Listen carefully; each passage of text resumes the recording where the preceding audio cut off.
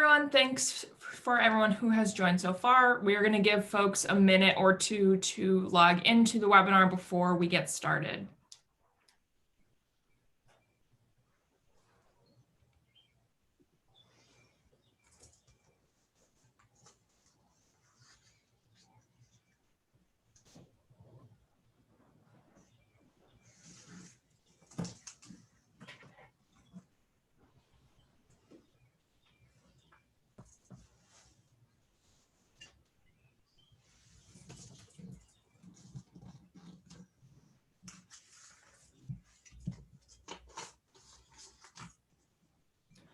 And once again, for folks who are just getting logged in, we're going to get started in just a minute as we give folks time to log on before we dive in.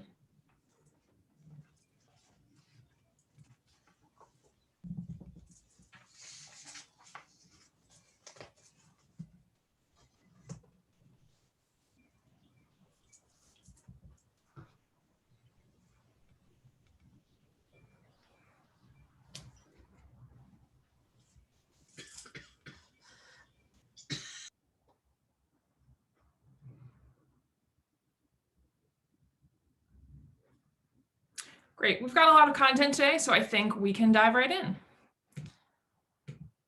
Awesome. So to introduce myself, my name is Teresa Hebert, and I am the Senior Communications Manager at Quorum. I'm thrilled to be joined by Beth Viola and Lori Hettinger from Holland and Knight. To give them a quick introduction, Beth is the Senior Policy Advisor in Holland and Knight's Washington, D.C. office, where she's among the leadership team for the firm's energy and natural resources industry sector group. She focuses on energy and the environment, tax, trade, appropriations, and public relations.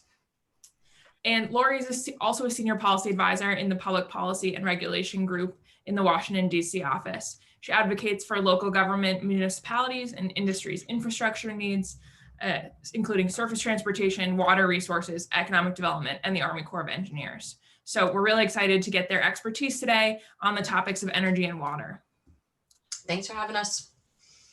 Thank you for joining us. Before we dive too much into the content, want to just give some quick overview of the trends in Congress on the conversation on energy and water. So since President Biden introduced the American Jobs Plan on March 31st, we've seen 12,000 national news articles and broadcasts mentioning Biden and energy. So this is a hot topic in the news.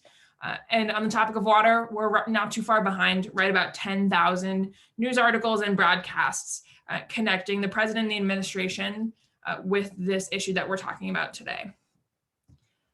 Some of those most vocal legislators on energy. So right at the top of the list with a pretty big lead is Representative Casson of Illinois. He has recently spearheaded the Climate Risk Disclosure Act with Senator Warren and is a member of the House Science, Space, and Technology Committee, including subcommittees on energy and the environment. So is a really vocal, active participant on this issue. And then we have Representative Scalise, who also is on the Energy and Commerce Committee, down in that second spot there. On the topic of water, we have Representative Mast of Florida leading the way. He represents a very coastal district in Florida and spearheads a lot of issues regarding to Lake Okeechobee in his district. And then Representative Doggett is an active climate and environment legislator as a sponsor of the Green New Deal and the Green Transportation Act. This dialogue has been spiked a few times this year. So with the confirmation of Secretary Granholm and Secretary of the Interior Deb Haaland earlier this winter, and then the introduction of the Green New Deal all caused spikes in energy dialogue among members of Congress. We saw similar trends in conversations about water. So during Texas, when the Texas storms caused water shortages, we saw a spike in February, and then again with the introduction of the Green New Deal. On the energy side, Republicans actually lead the conversation here, mentioning energy more frequently than Democrats. Something interesting compared to other issues, given that there are more Democrats in Congress than Republicans. But on the conversation of water, that then flips to Democrats leading the way. So to dive into the American Jobs Plan with Beth and Lori, can you all give us a high-level overview of how the proposal suggests impact on energy and water? And what are some of the sub-issues and the debates happening within these large overarching categories of policy issues? Sure, I'll start. Thanks again for having us. I guess a couple things. First of all, I feel like this is a really transformational moment when we're talking about energy, looking at what is now the President Biden's American Jobs Plan, which is really built on the Build Back Better plan that he ran on last year. You know, sort of a comprehensive approach, looking at how do we not only build out the infrastructure we need to strengthen this country, but do it in a way that builds and creates a lot of jobs, but also creates a low carbon economy. So reducing CO2 emissions. I think all of the things he ran on are very much reflected in this plan and are really not a surprise to anyone. What is really important about that plan, though, is that, you know, this is just what I said at the start, a transformational moment. If this plan were implemented as it is proposed, you would see a very significant transition to a low carbon economy over the next decade and through the next several decades. And I think all of that is done through an umbrella of how do we do it in a way that is equitable and just, looking at environmental justice issues, and also most importantly, ensuring that science, we're doing it based on sound science, and ensuring that scientists are at the table to ensure its feasibility. You know, there's a lot of different components in this that have to do with everything from direct spending to tax incentives as it relates to energy.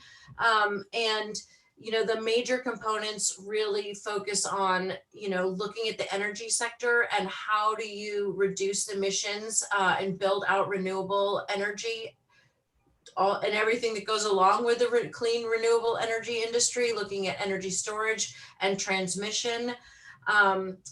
A tremendous focus on electric vehicles and an EV market. And so again, not just how do you create the incentives to ensure more people are buying electric vehicles, but also all of the infrastructure that goes along with that, building out the electric vehicle charging infrastructure, and then creating the demand for more charging infrastructure by, you know, leveraging the procurement power of the federal government and ensuring that the federal fleet starts to transition to all electric vehicles as he's announced. So that's a pretty significant component.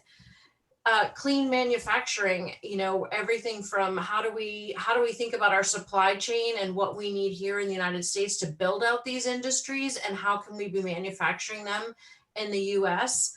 And I think through all of those components, there is a significant component of just direct funding, tax incentives, as I've mentioned, but also federal financing.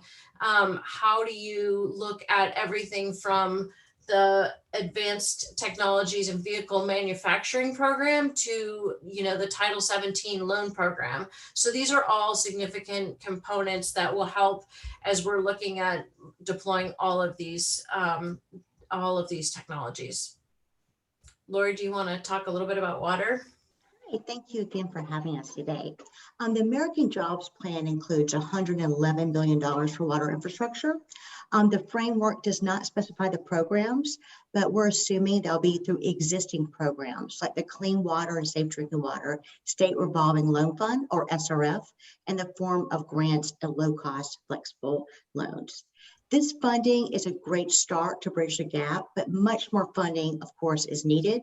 Even though $111 billion for water seems like a lot, but keep in mind there's over $800 billion for transportation. And the EPA has estimated there's a $750 billion need just to maintain current service. That does not include upgrading service or including building new infrastructure. And the federal share of wastewater and water infrastructure is below 5%. That is a lot lower federal costs than traditional infrastructure, such as roads and transit and rail and broadband. And you and I are responsible for making up this difference.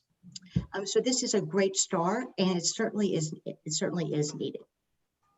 So it's an interesting space, that energy, it seems like there's a lot of potential changes and new programs to incentivize, whereas water, we're looking at talking a lot about the funding rates because the programs are a little bit more built out. Great. Wondering if you can tell us a little bit about the key officials that we need to know about. We have new leadership in the cabinet who lead the charge on a lot of these issues from the administration perspective. Can you tell us a little about who those folks are, what we need to know about them? Sure. So the EP administrator is Michael Regan, and he has a great background on both water and energy. He was a former career staffer at EPA. He also recently served as a North Carolina secretary at the Department of Environmental Quality. And during his nomination hearing at the Senate Environment Public Works Committee, he got overwhelmingly bipartisan support. And this is unusual because normally the EPA nominee is considered controversial. And also in the Senate, his nomination passed with a bipartisan majority. And over again, he has said his priorities include investment in drinking water and wastewater and stormwater. And in fact, just a month after he was confirmed, he hosted a virtual roundtable with water utility directors, mayors, county commissioners, and state leaders across the country to discuss water infrastructure. The next person for water that's going to be very key is a nominee for the EPA Assistant Administrator for the Office of Water, Radhika Fox. And she has a long history of working and advocating for water infrastructure. She previously worked in the federal government relations at San Francisco Public Utility Commission, one of the largest utilities in the country. And after that, she created a new nonprofit called the U.S. Water Alliance. And she did this to increase the profile and needs of water infrastructure across the country. Beth?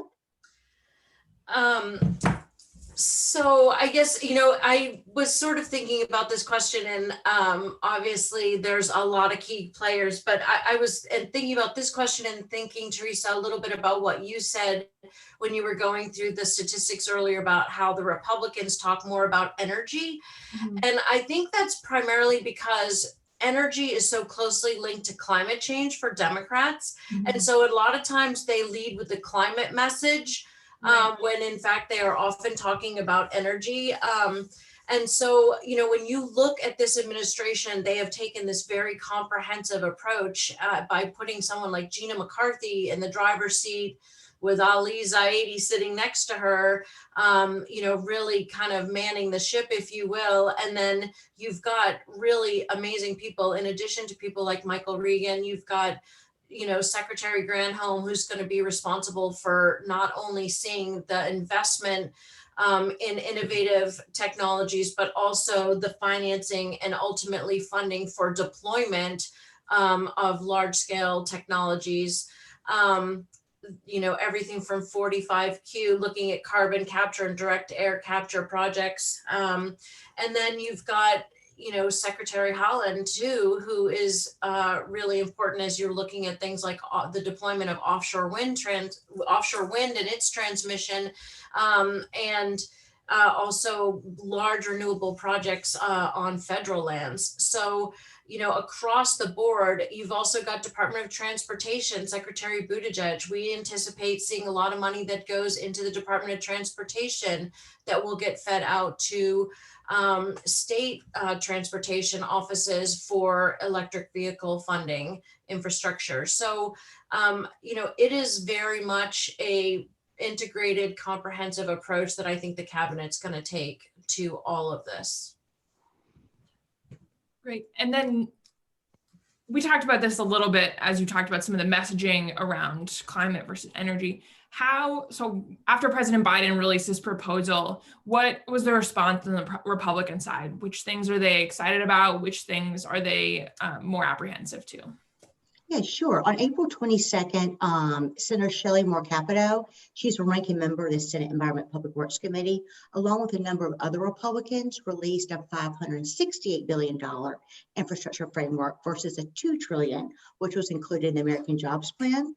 And this bill, unlike the American Jobs Plan, does focus on traditional infrastructure like roads and bridges, water, broadband, airports, rail, and transit.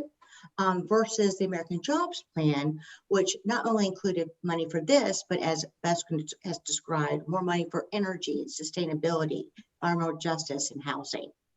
On the Republican side, it does include $35 billion for wastewater and drinking water. And this group of Republicans have said that on the water side is a very important that that does continue to be supported in whatever infrastructure bill we do. Also, the Republican plan that's different than the American Jobs Plan is it's going to flow through existing formula programs and existing discretionary grant programs. Whereas an American Jobs Plan, although it's high level, you do see that he wants to create new provisions in new programs.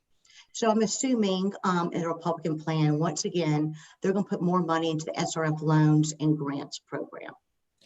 And are you hearing anything? I know yesterday a group of Senate Republicans met in the White House to discuss their two counter plans. Are you hearing anything about what came out of that conversation just yesterday?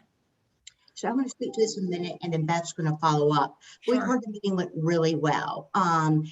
Like I just said, Senator Capito was the lead, and then she invited the ranking members of the other committees that oversee infrastructure policy. And it's a big gap, as we just said, 2 trillion versus 568 billion.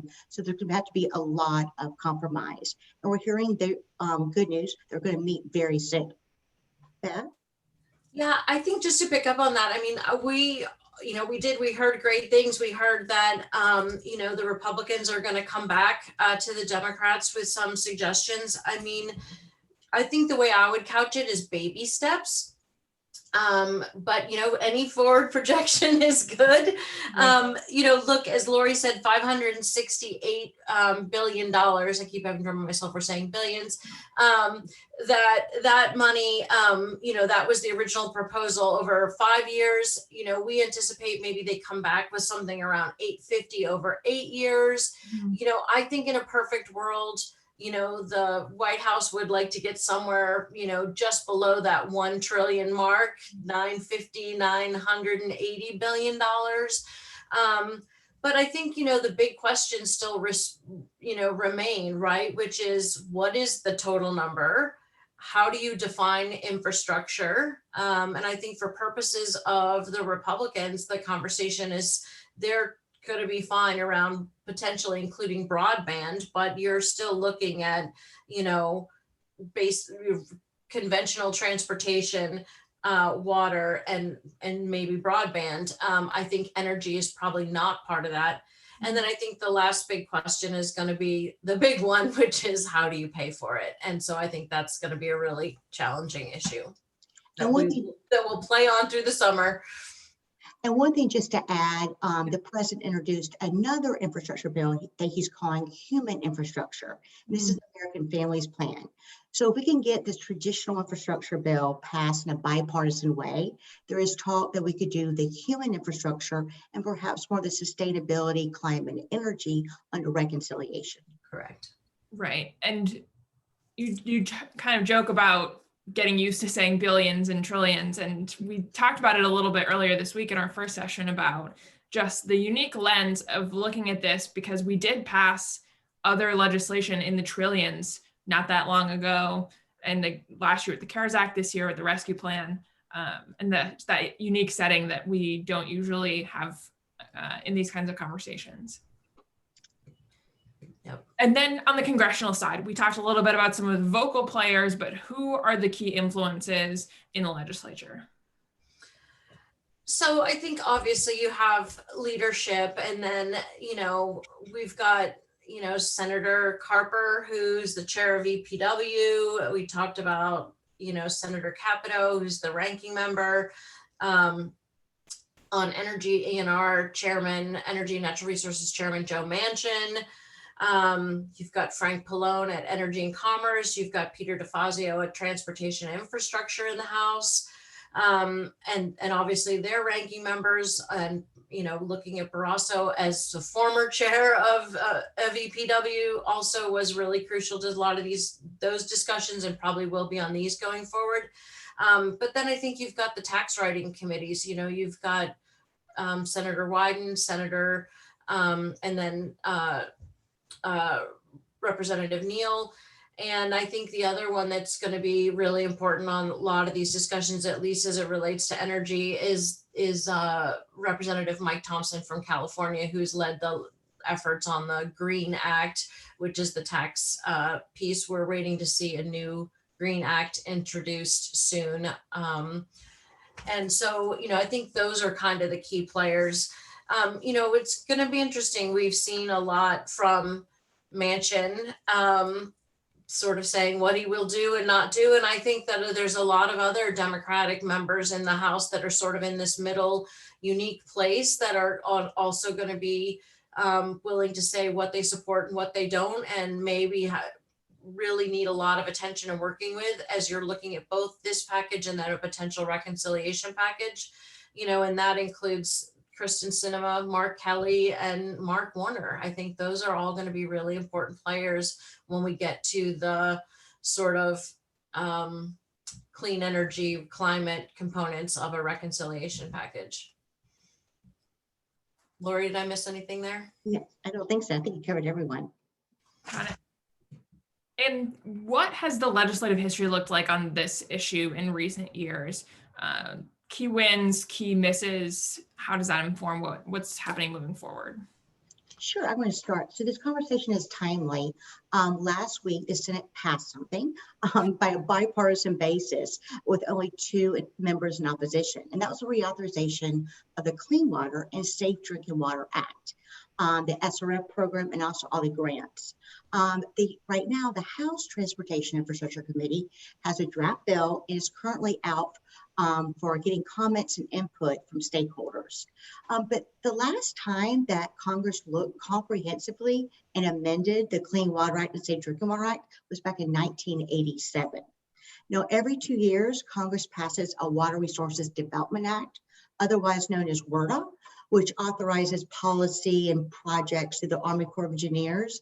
And in some years, they have created new grant programs for water, but it's been a really long time since anything has been done on a comprehensive basis.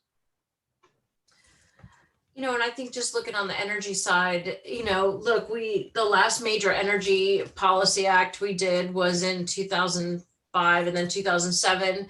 And then we just did a sort of small energy bill that got attached to the final package at the end of 2020.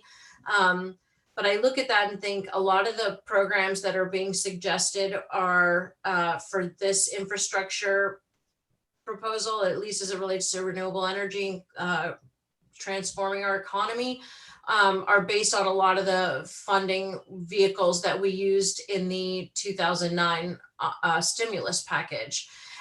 There were a lot of challenges with those packages, with some of those programs in terms of trying to get the money out the door. And so what was really interesting to me about the energy bill that just got done at the end of 2020 is there were a lot of tweaks to the way the programs worked, especially as it relates to like the loan program office, and in particular that will allow money to work a little bit better as we get it funded in this next round, hopefully. Great. And so we've touched on this a little bit throughout other questions. What are the next steps and next action items that you're looking for to see how things will move forward on these issues? So I think it's really just I'm gonna like cheat and look at my notes because it's all so dynamic and moving so quickly. But I feel like, so we've got surface transportation programs set to expire on September 30th. So something on infrastructure must move by that date, even if it's a CR. Obviously, Democrats are eager to move something this year. They want to get something done before the 2022 cycle. However, that timeline is starting to creep. We see the negotiations ongoing. I think we anticipate seeing something out of the Senate Environment and Public Works here very quickly. I mean, we may see it next week. I think that was the original plan. Maybe it slips a little, but I think that's initially the plan, and then potentially marking up after that. That has always traditionally been fairly bipartisan, and I know Senator Carper is trying really hard to make sure it stays that way. I think he and Barrasso, the teams had a really good working relationship, and now the new teams are getting to work together, learning to work together. Hopefully hopefully negotiations don't break down, but Democrats may push to use budget reconciliation to have enforce the infrastructure legislation for 2021 and allow them to pass without Republican votes. But I think that's really kind of like the last option, but very much a real one. So we have a number of proposals already in play: LIFT Act, Clean Future, Green Act, Clean Energy for America, that are all going to be discussed, debated, and part of whatever potentially becomes part of reconciliation. And I think that once we get past this next recess from Memorial Day, maybe the path becomes a little bit clearer in terms of what the legislative process is. But I think it really is just going to depend on how these bipartisan conversations with the president and Hill leadership goes. You touched a little bit on a follow-up question I was thinking about, which is, Laura, you mentioned earlier in reconciliation of maybe we can split and get this traditional infrastructure package through traditional means and this human infrastructure package through reconciliation. What are the other things that are at risk if they have to go a reconciliation route, or what other things fall in one of those buckets and would change? So the parliamentarian would not allow creating new programs or authorizing programs. You have to put funding into existing programs. So for example, you could not attach surface transportation authorization or this water authorization bill if it's under reconciliation. You also, earmarks, now known as community project funding requests, are back. And they're doing that through the annual appropriations, and also in surface transportation, the parliamentarian is not allowing projects or these earmarks to also to be included in the infrastructure bill. Got it. So members are pulling all these earmarks together, but if they can't get bipartisan support, then they're not allowed. The parliamentarian won't allow them to do it in an infrastructure bill under reconciliation and on any legislation under reconciliation. Got it. Thank you for clarifying. And then finally, we've got a lot of folks on the line who want to make an impact on this. They want to raise funding in one area or impact in a different way. What advice do you have? What messages resonate with different groups? What do you recommend? So I can start. I mean, now's the time to engage. As you can see, this is moving very quickly. And this is a once in a generation moment to think big and to be creative. On water, I think Beth is going to give some more information on energy and environment. There is a need right now to increase the funding. As I said before, there is money in the American Jobs Plan in the Republican framework. But often staff and members sort of forget about water. They don't understand it versus traditional infrastructure such as roads and bridges. And when people do think about it, unfortunately, it's when there's an emergency. Your water main breaks in front of your street, there's contamination in the water like we saw in Flint, or a natural disaster causes a lack of water supply. And unfortunately, the COVID has exacerbated funding for water because utilities are doing the right thing and no longer shutting off water if a resident can't afford to pay it. And then there's lower, not only lower residential, but also lower industrial demands for water. And so that means they don't have as much funding to continue updating their infrastructure or even building new infrastructure. Got it. So a lot of the focus for these organizations should be on education and getting in front of folks to teach them how to, why these issues are important, what that would look like. That's helpful. I would just say that I think it's super important for folks to be working with the Hill and the administration at this moment in terms of being very clear about what they need and how the money would best be delivered. For instance, when you're looking at EV charging, you know, there's a lot of money that could potentially go out the door, but it would go to state offices, whether it's a state energy office or a state transportation office, to build out infrastructure.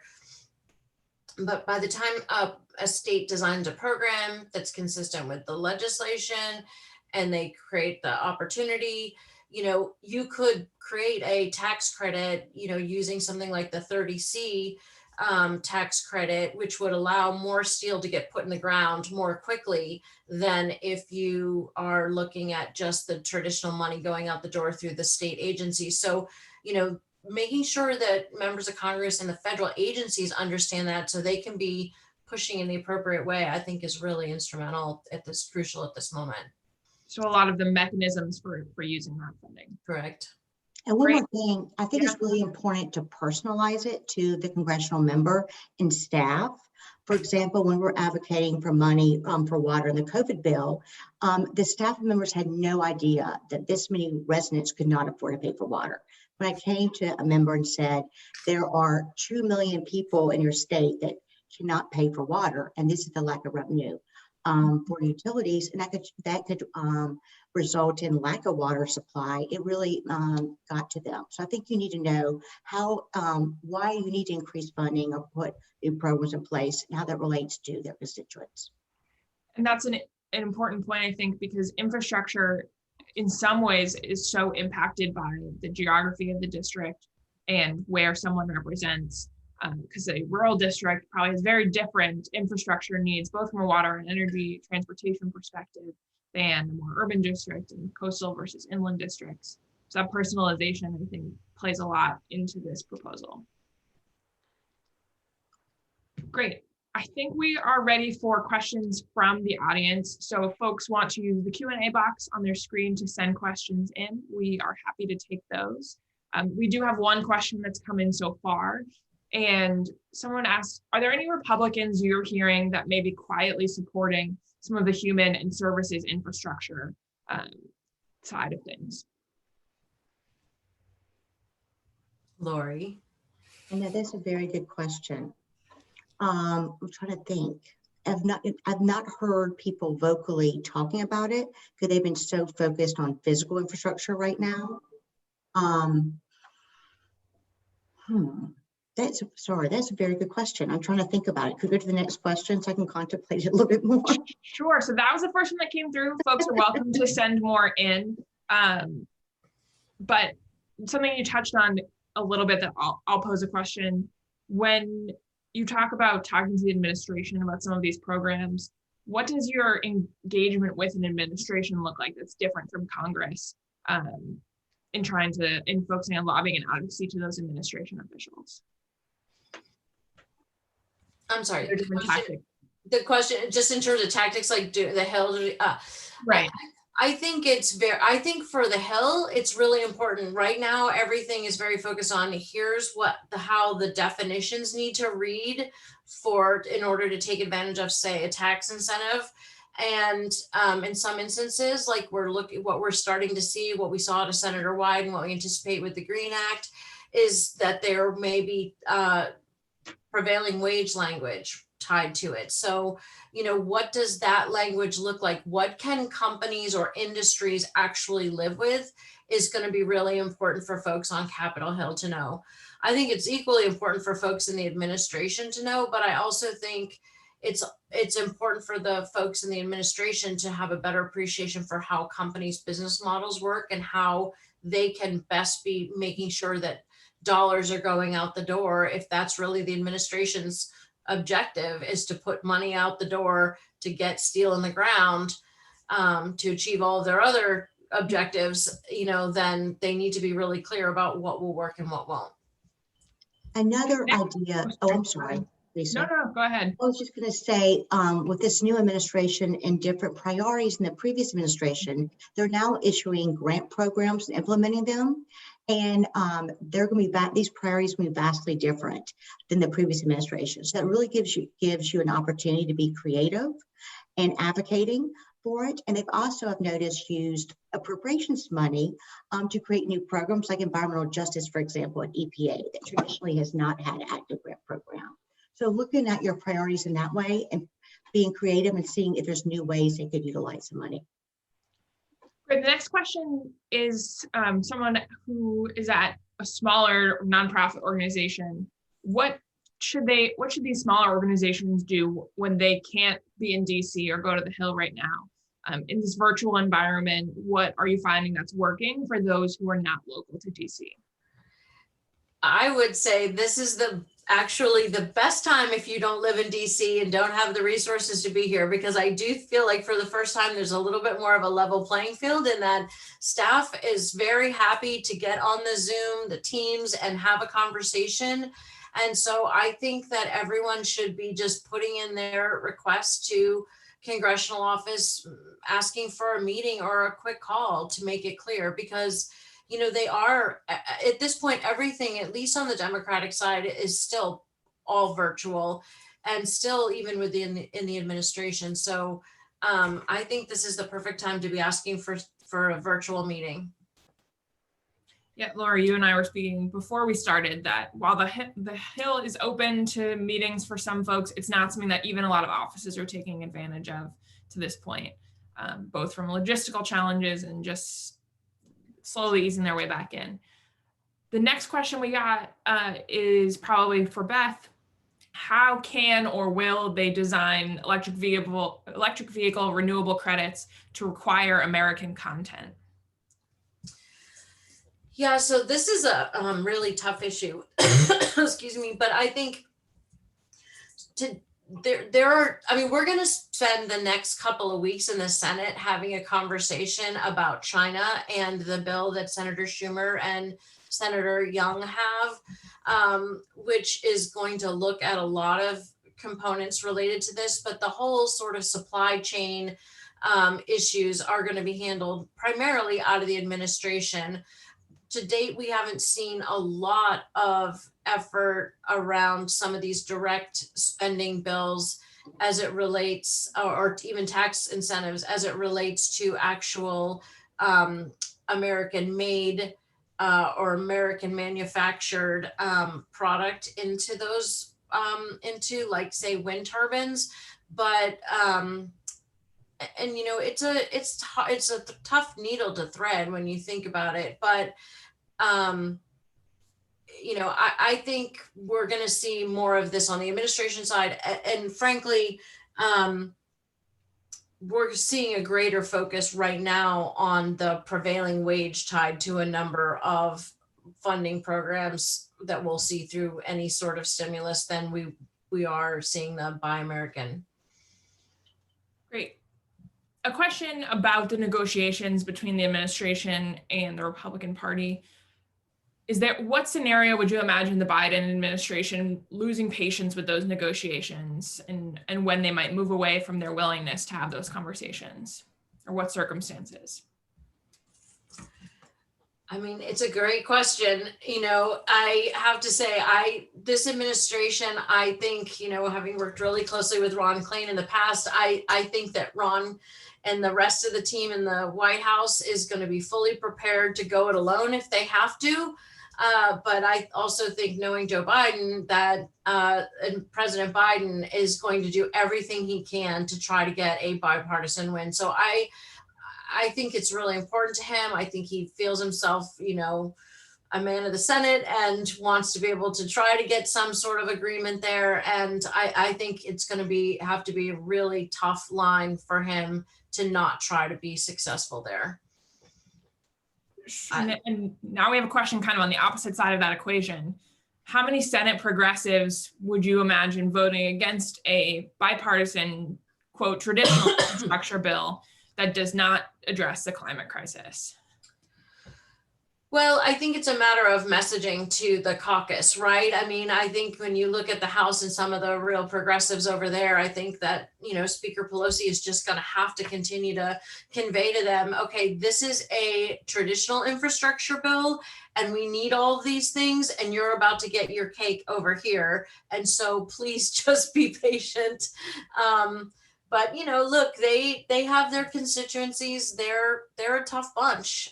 You've got it on both sides. So I'm hoping that Speaker Pelosi in particular is able to keep that caucus together and support a traditional bill. It's still going to be a significant amount of money for this country, and the country needs it.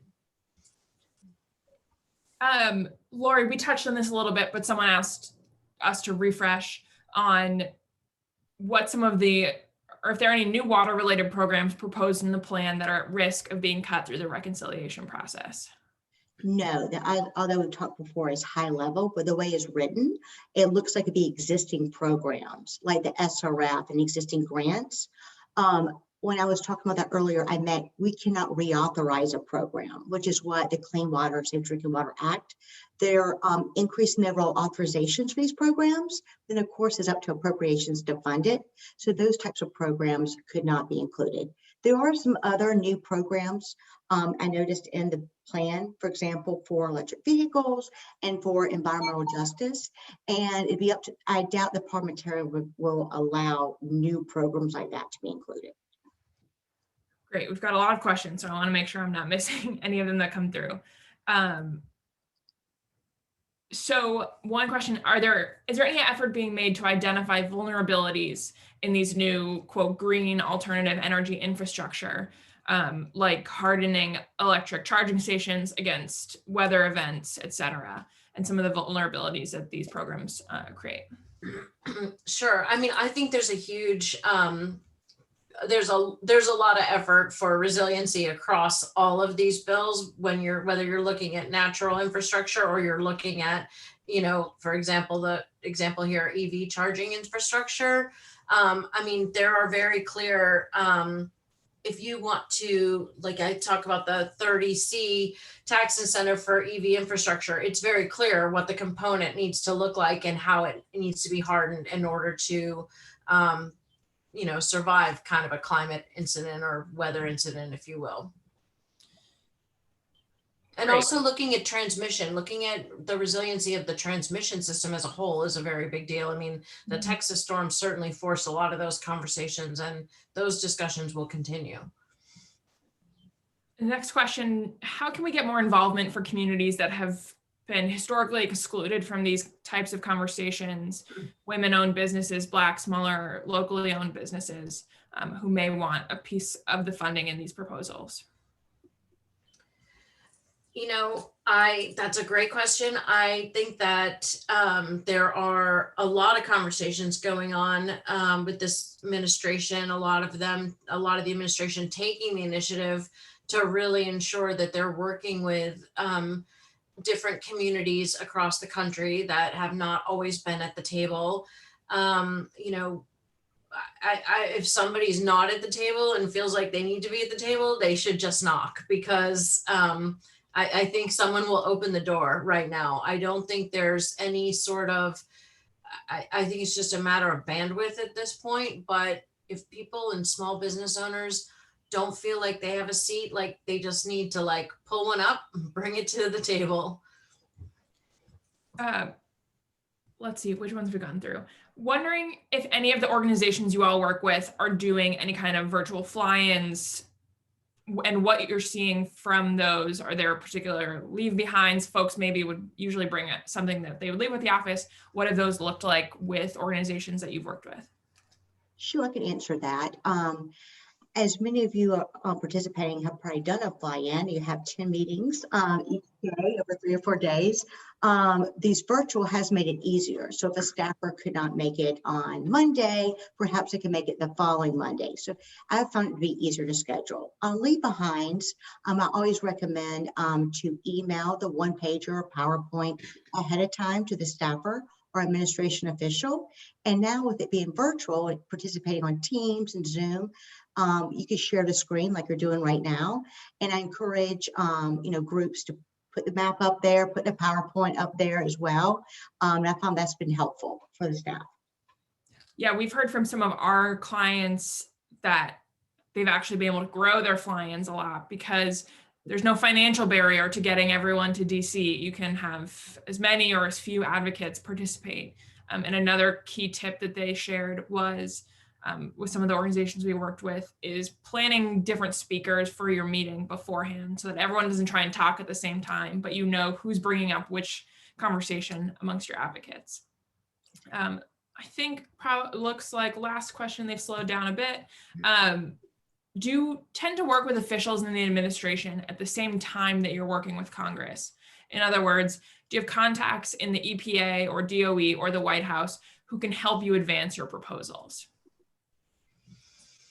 I think it works both ways, right? I mean, I think so the answer is yes. We work with them at the same time. I mean, a lot of times right now, as the administration is trying to negotiate with Congress on what the number is and what should be included and not be included, you know, we are weighing in with the administration from Department of Energy to the White House, making sure like these are priorities. Don't let this get cut. You know, at the same time, you know, we could be also working on a regulatory issue that the administration is considering, and we leverage the relationships in the Senate and get them, or the House, and get them to be putting pressure on the administration, whether it's administrative or regulatory action. Great, we got one last question and then we will close out. Another electric vehicles question. How will EV users likely contribute to the Highway Trust Fund? Is a federal fee and purchase price a feasible outcome? So Republicans are suggesting this as a pay for the surface transportation bill. And actually, Chairman Carper, Senate APW, asked this question recently to CBO, and CBO said a fee on the vehicles would raise $1.1 billion over the lifetime of the surface transportation bill, which is about 1.6% of the Highway Trust Fund shortfall. So it is feasible, but it's not going to bail out the whole Highway Trust Fund and pay for another surface transportation bill. Got it. Well, that I think is a perfect segue into our next session on Tuesday, which I would encourage everyone here to attend, where we will be focusing on transportation with Michael and Shauna at Holland and Knight. So same time on Tuesday, and we are excited to talk to them more about transportation. So Lori and Beth, thank you so much for joining us today. And thank you everyone here for all the great questions. I know I learned a lot about these two policy areas, and we'll be keeping an eye out for how these progress in the coming weeks and months. Thank you, Teresa. Thank you.